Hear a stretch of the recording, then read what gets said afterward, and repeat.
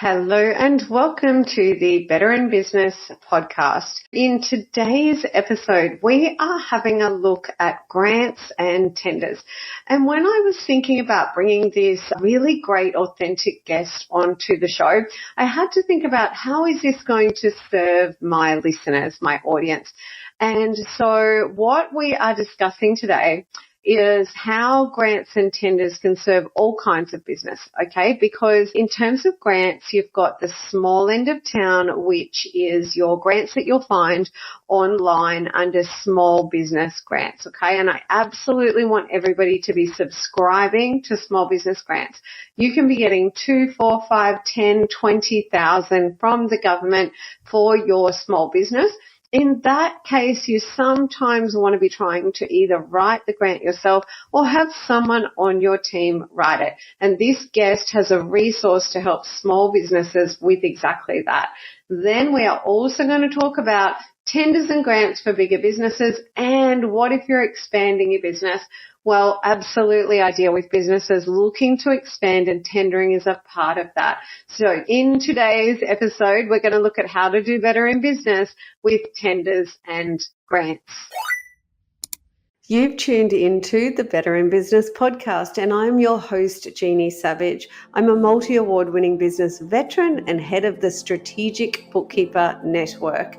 My network of strategic bookkeepers is dedicated to helping entrepreneurs do better in business. This podcast aims to challenge your thinking. If you're not thinking the right way, how can you act the right way? Each episode will dive into key drivers of success, which I also call the rules of the game. Learn the rules and play to win. Let's go. I like to start every episode by reminding you that it is globally recognized that pillar number 1 for success is up-to-date, accurate bookkeeping, which is the only way you can see how your business is performing in terms of profit and cash.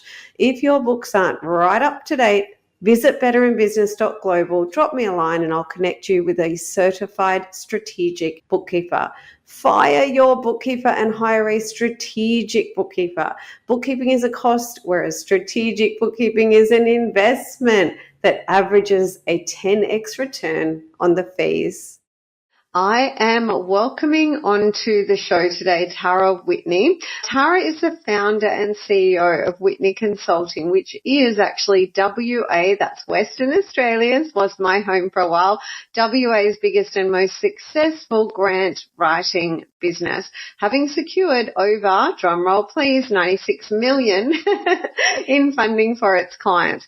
Prior to establishing Whitney Consulting, Tara spent the previous 7 years assessing and providing feedback on grant applications for the state government's Royalties and Regions program, the biggest grant funding program in WA.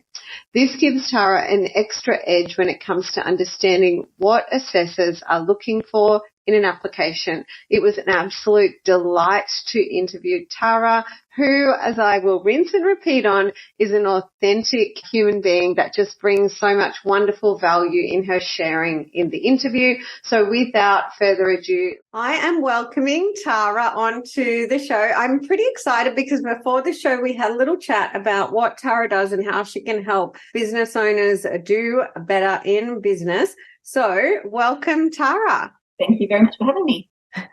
Thank you for coming on. Now, because there is a broad range of things that Tara does to help businesses with grant writing, okay, and also tendering, I'm going to get Tara to tell you in her own words because I was a little bit excited. If you tune into my podcast, you're going to know that I'm pretty passionate about team, and what Tara does from my perspective personally is going to allow business owners and businesses I work with, right? I'm holding them in my mind right now. And I'm thinking of the men and the women that I work with that want to scale up and start going for tenders, but they're busy, right? And it's like, oh, number one, what am I going to do that 8 o'clock at night? Yep, that's great. Number 2, it's one more thing on my plate. Number 3, it's just about the time. So I love the idea that what Tara is going to tell you in a moment can be delegated to your team. So she can do it for you. But if you are smaller and scaling and want to take it in-house, she also got resources there. So yeah, Tara, tell us what you do, your zone of genius, and just how you can help us all. So we help organisations to get funding. Our motto is very much along the lines of, we don't want to cost you money, we want to make you money. So we aim to get businesses grant funding or tender funding, and we offer a few different services to help with that. So obviously there's the full service of tender writing or grant writing. If you just want us to do it for you, we can. But we also have another offering where it helps you to embed the learning. So if you want to write it yourself, we can give you advice at the beginning, talk you through it. You write the tender or the grant yourself, and then we'll do a review and feedback. And so you've done it. So you actually embed the learning and you get it reviewed and get feedback. We also have other offerings to help you to improve your team to get the in-house skills. One of those is our workshops. So we deliver grant writing or tender writing workshops, both online or in person. And we also have an online grant writing course, which is very much a hold your hand, step by step, get rid of all the overwhelm of I don't know where to start. It just gives you a guide as to walk through this online grant writing course, and it's very cheap, and you can get your team to do it, and it will really give them the skills and the knowledge and the confidence that they need to actually get in and do it. Okay, amazing. And I can really relate to not costing money, but making you money, you know. And I love that you named that, because when we look at the expenses that we incur in a business, they are either going to be genuinely a cost, right? Or they're an investment. And on the whole, we want to make sure that we're looking at the expenses as an investment and what is the return. And if we were doing it really simply, if we said, well, the electricity is an investment in keeping the lights and the computer on, right? So actually it's pretty good value for money, et cetera, right? So unlike in our kind of personal lives, every expense that goes through the business has to be looked at in terms of the return that it can give you. And often when I'm working with clients, we're looking at cutting expenses and all of that kind of thing. But then I actually ask them, could you possibly be spending more money in certain areas, right, in order to generate more revenue? For example, marketing, and in effect, tendering and grants, et cetera. It's a revenue generating exercise. You know what I mean? So, and then education, don't get me started. We know that successful entrepreneurs are educating themselves. So when you said that, even though it was a little thing, I really loved it, because I don't think enough business owners are able to convey the investment and the return on investment that they offer. Yeah, well, I mean, and it's our ethics as well. We want to help people. We want to help these projects and these amazing businesses to expand and grow. And you can't do that without. So that's what we want to do, is help you get the money to do all these exciting things. Yeah, absolutely. And so I would love for you to also educate us on the kind of clients that, like, this kind of client should be coming to you for this reason, or this kind of client should be using what resource. Because I know you deal with some bigger organizations, some government, and I've got business buddies and clients that are kind of all over the place. And I've got some that work solely on tenders. And I'd love to know actually with those ones. So I've got clients that do a lot of tender work and they're doing it all the time. Have you had, or could you speak to, when clients are doing tender work, maybe how you can help them in ways that they just kind of didn't see? Does that make sense? Yeah, absolutely. Yeah, we do have a lot of businesses who come to us and they say, we've been doing tenders for ages, just think we need a refresh, we just want to improve a bit. And so often in that case, they take up our advice and review service, where they will send us a draft. We will give them advice as to how to improve that. We'll do a review and feedback. But also just get us to write from scratch, because the thing is that you have so much knowledge about your own business, and therefore you assume that everybody else understands this. You can't not know it. So when you go to somebody outside of your business who does not understand, and this is what an assessor is, anyone who is assessing your tender is not someone who knows your business thoroughly. When you go and get a tender writer, they don't know your business. So you have to explain to them, and then they have to be able to explain to the assessor and get across the messages to the assessor why you're amazing, how you do what you do, and why they should choose you. And often people can't do that for themselves because they just know what they do. They don't really think about. Whereas when you've got a tender writer coming and saying, well, hang on, how do you make sure this happens? Or how do you do this? They go, oh, well, we do such and such. And as a tender writer, I go, well, that's a great way of doing it. We need to tell the assessors that this is how you do something. So it really is that expert tender person, but also a complete set of fresh eyes looking at it, so that when you are explaining your tender, it's clear to any lay person reading it who doesn't know your business, doesn't know what you do and do it. You often forget when you're talking about your own business, you forget how amazing you are. You forget some of the things that you do. But as a tender writer, we pull that out of you because we need to, because we don't know. We don't have the information to give it to us. Gosh, I can so relate to this. I was literally just on a coaching call with a client and we were doing what I call her strategic foundation, which is really getting her to tell me the kind of things that you talk about there. Like when you were saying that, Tara, I'm thinking, as a strategist, I will want this recorded. Like this is pitch deck stuff. This is, wow, what incredible intellectual property this must be creating, right? Absolutely, yeah. Okay, fantastic. So that made a lot of sense to me. I love that idea of getting outside your square because I often notice when I'm in my own square, I've just finished launching my absolute dream career project. It's called the Strategic Bookkeeper. But when early on, if someone said, well, what are you doing? I would see the confusion in their eyes as I began to explain it, and you realize I know what I do and why I do it, but just explaining it to someone else and your friends and family aren't going to say you're confusing the heck out of me, but your fresh eyes on your tender will, right?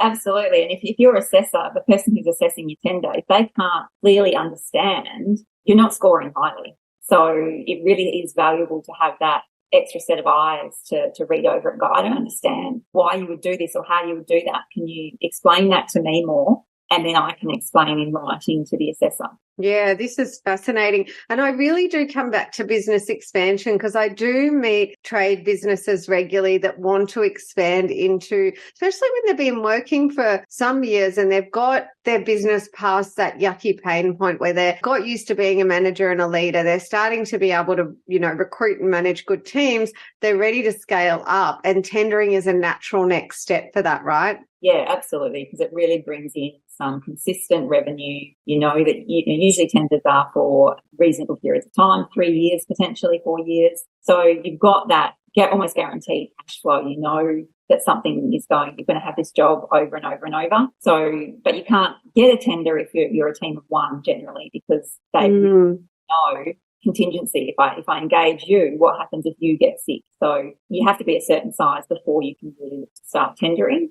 But once you start to get to that size, it is absolutely really important because it just brings in consistent guarantee. Yeah, and then you really are an extension of the team, aren't you? Because realistically, businesses can just give this to you. They don't have to onboard and recruit someone to do it, or they can remove that part of the job from someone who, we know we all end up with too much on our plate. And that's definitely something I do where I get businesses to I call it the I did it document. So they're documenting everything they do so that when we need to remove a chunk of their work, it's easy enough to pull it out. I can imagine you are filling that in-house role for businesses. Yeah, very much. And we are experts in this field. We do it all the time. So we know exactly what the tender assessors are looking for.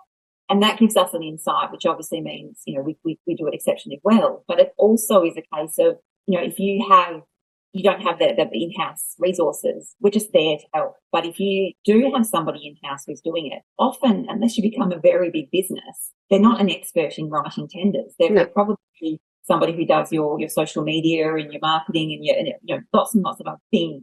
So, why would you have somebody who does lots of stuff but isn't an expert in tenders potentially writing a document that could get you hundreds of thousands, millions of dollars? But if they don't do it exactly right, you may lose out on that revenue. Why wouldn't you at least, if you don't want us to write the whole thing, at least get this person internally to write it, send it to a tender writer for a review so you've got that professional eye looking over it and saying, look, these are some areas that need to be improved because otherwise you're not going to score as highly. I mean, it's absolutely worth a few $1,000s to do that versus, we've just lost a $300,000 tender that we could have got. Yes. Yeah, right. And it is tendering and it's so many other things. I remember some years ago, so I love urban economics reports and most people will be like, what, right?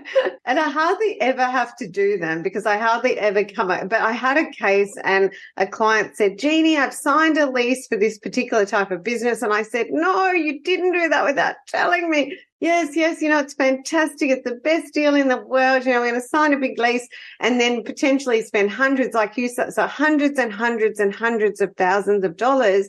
So I said, that's okay, but give me $3,000 to get an urban economics report, right? And they're like, all right, and the urban economics report stopped them in their tracks. It stopped them wasting about $400,000 when they realized that it didn't stack up. And I think even though that's a different industry, it's the same kind of thing. When you were talking, Tara, I was thinking the mistakes Tara must see and the cost of the mistakes, right? Absolutely, yeah. Often, somebody will be telling me, we've done heaps of these tenders and we've got them before and, we just need a bit of a tweak. And then they'll send me their past tender and I'll think, oh my goodness, the only reason you were successful in this tender is probably because there was nobody else. And this is not the case. It's a lot more competitive. It's getting more and more competitive out there. Often, some of the mistakes we see, we think, oh goodness, you haven't even answered that question or you've not given anywhere near enough detail. I definitely see some crackers that I think, oh no, I can understand it because they are brilliant at what they do.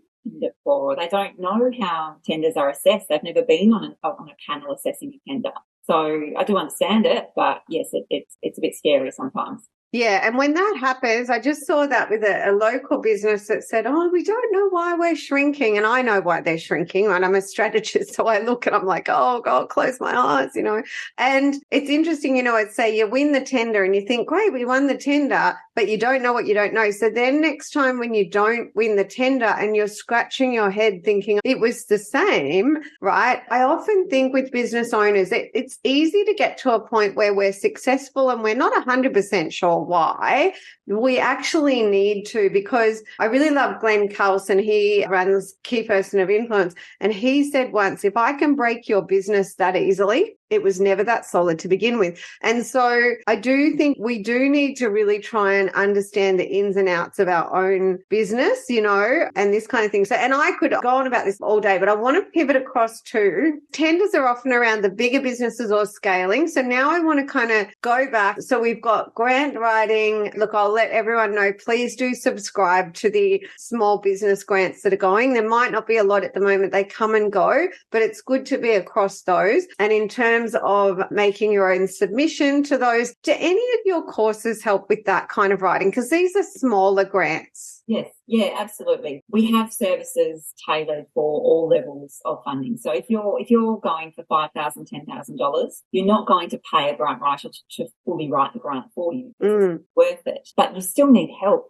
So many people contacted me in the early days saying, I just don't know where to start. It's all overwhelming. And for that very reason, we created our online grant writing course, which is called Grant It Yourself. And that is a step-by-step, hold your hand. It talks you through, now go and find this document and do this step next. And it very, very clearly shows you exactly what you need to include in any grant application to be successful. So it's a low-cost online course that you can do anytime, and it it'll make things easier. It'll make your life a lot easier, but it will also make you understand what it is you need to put into your action and to do it to be successful. So it very much improve your grant writing. We've had some really, really extremely good feedback.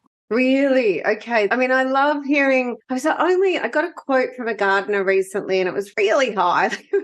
It was, I don't know, 10 times more than I thought it would be. But one of the things that's always meaningful is when you can hear what other people have said. So to hear that people are giving you that great feedback, because honestly, if you're listening to this, you must have a look at the small business grants that are available. A few years ago, I got one just to buy PC equipment, right? I got $5,000 or something. It was amazing. And we have actually provided services to our clients using grants before. Over COVID, we got clients about $10,000 each to spend on strategy. So there's lots of stuff out there on the smaller end, the bigger end. After this, I'll be speaking to Tara about whether I can claw back anything for the launch of our global brand this year, which I was told might be possible. So now I really just want to pivot. So we've gone over the little grants and the big tenders, and I noticed you've got the grant finding as well. Probably one of the final things I'd like to ask you before I just ask you to share anything else is just, do you want to tell us about any particular grant that you think you'd love everyone just to know about and know exists? Yeah, look, I mean, I suppose what I would love everyone to know is that there are a lot of grants available. So just a lot. So federal government does a lot of grants. State government does a lot. Most local governments provide small grants. So there is a lot out there. So I really recommend that you look and see. If you're planning a project, you're planning some kind of expansion, have a look. It doesn't hurt to have a look and see what's around, or contact a grant writer and say to them, can you tell me if there's any grants for this particular thing? And they should be able to help you to find the grant that you're looking for. So that's the first thing I want people to know is you really should be being a bit proactive and really looking for them. The other thing is if you're in business, there are a few grants through the federal government, and these are obviously your bigger ones that everybody needs to know about. If you're doing any research and development, the R&D tax incentive is almost like a tax return more so than a grant. If you spent a certain amount of money on R&D, you can get some money back. So everybody needs to know about that. And it's the same for the export market development grant. If you're trying to develop markets so you can export, there is funding available for you. And then there's also funding from the startup side. So the federal government has a lot of funding for helping you to get to commercialisation. They've just changed recently. So there was the Accelerating Commercialisation Fund. They've stopped that. So keep an eye out, in particular for federal governments. There's a great website called Grant Connect, which is grants.gov, so G-O-V, grants.gov.au, and that tells you all federal government grants that are available, no matter what they are. So you can sign up to that keyword search type style, and it will email you. So you just sign up where you are, what your location is, what your keywords are, and you'll get notified via email of any new grants that open or are open for all federal government grants. Definitely we'll be talking after this. Okay, and then before we finish up, it's been a really nice, impactful podcast that I love. So a couple of things. Any final things you'd like to let the audience know? And then just, even though we'll drop a whole lot of things in the show notes, sometimes it's nice just to be told on air how to contact you, what the next steps are. Sure. So in terms of what I want everybody to know is please, when you are writing your funding applications, don't forget that it's about them and not about you. So think about, why are they giving away money? What are they trying to achieve? And make sure you're targeting it to that. So that's my one sort of key takeaway for everybody. In terms of contacting me, our website is whitneyconsulting.com.au. That is also where you can find the Grant It Yourself online grant writing course. And it will also have all of our contact details that you can email or call, book a call, all about our services. Amazing. Thank you so much for coming on, Tara. You've been a wealth of information, a really authentic guest, and I do love being a woman interviewing women, if I'm naming it. So thank you so much for coming on to the show. Thank you for having me. I hope you enjoyed that episode as much as I enjoyed recording it. I would love to help you start doing better in business right now by giving you a free little ebook. It's a how-to guide. It's called The 7 Deadly Cash Flow Sins. And also I've developed a business health check for you. It's super high value. Both are available at betterinbusiness.global. If you would like to fire your bookkeeper and hire a strategic bookkeeper to start enjoying a return on own investment and get the support you need to optimize your business cash and profit and time wealth, simply visit betterinbusiness.global, drop me a line and I'll connect you with a certified strategic bookkeeper near you. I'll see you in the next episode.